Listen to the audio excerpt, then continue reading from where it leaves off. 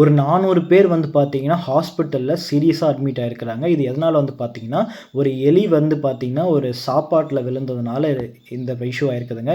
இந்த இஷ்யூ வந்து முக்காவாசி பேருக்கு தெரிஞ்சிருக்கும். எதனால வந்து பார்த்தீங்கன்னா, நம்ம நாமக்கல் மாவட்டத்தில ஃபேமஸா இருக்கிற எக்ஸல் காலேஜ்ல தான் இது நடந்திருக்குது. கிட்டத்தட்ட சாப்பாட்ல வந்து எலி விழுந்ததுனால, அந்த ஸ்டூடண்ட்ஸ் வந்து சாப்ட்டு ஒரு 400 பேர் வந்து ஹாஸ்பிட்டல் அட்மிட் ஆயிருக்கிறாங்க.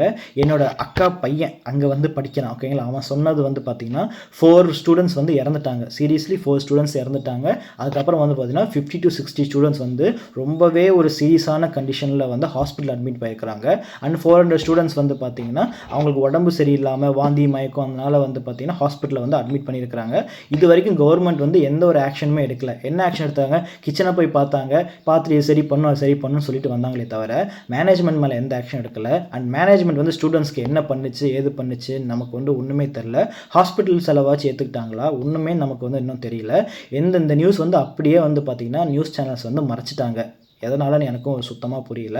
அண்ட் இதை பற்றி தெரிஞ்ச ஒரு எக்ஸல் காலேஜ் ஸ்டூடெண்ட்ஸ் யாராவது இருந்தீங்கன்னா மறக்காமல் வந்து கமெண்ட் பாக்ஸில் வந்து என்ன நடந்துச்சுன்னு அப்படின்னு ஓப்பனப்பாக சொல்லுங்கள். நானும் வந்து நீங்கள் சொன்னதை வச்சு நான் இன்னொரு வீடியோவும் நான் போடுறேன். ஓகேங்களா? தேங்க்யூ.